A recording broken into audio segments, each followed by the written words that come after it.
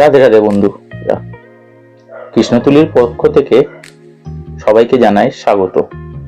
কদিন আগে আমার বন্ধুর ভাইয়ের বিয়েতে আমরা গেছিলাম ঘাটাল বিয়ের উপলক্ষে।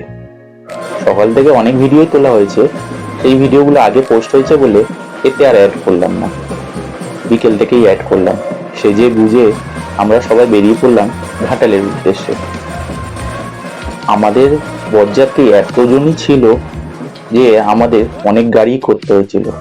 আমরা এখান থেকে টোটাল ২০-৩০টা গাড়ি নিয়ে গেছিলাম, তার মধ্যে দুটো বড় বড় ভলভো বাসও ছিল।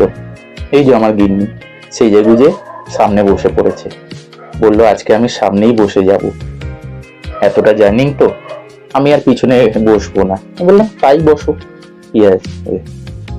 আমরা বিয়ে বাড়ি থেকে ১.৫ কিলোমিটার আগে দাঁড়ালাম, উপস্থিত হলাম।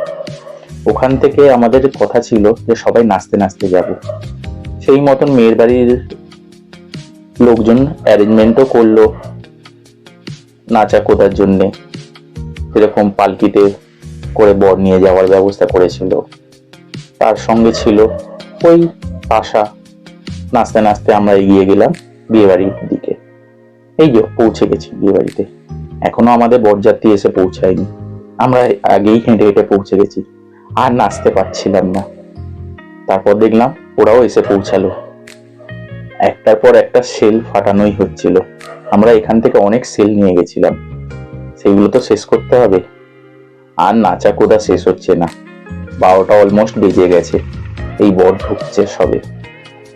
সারা রাত্রিটা যে কিভাবে কেটে গেল আমরা বুঝতেই পারলাম না।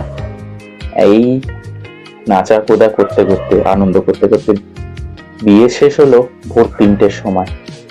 তার মধ্যে আমরা সুযোগ করে খেয়ে নিয়েছিলাম, আর থাকতে পারছিলাম না, কারণ আমাদের তো বাড়ি ফিরতে হতো। তারপর বললো সবাই যে থেকে যা, একবার সকালবেলায় ফিরবো।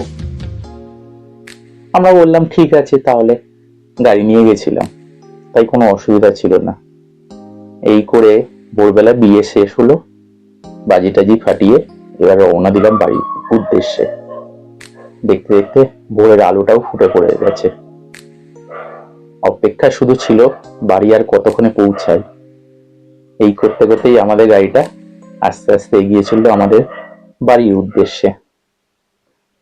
টাটা, পরের ভিডিও দেখা হচ্ছে।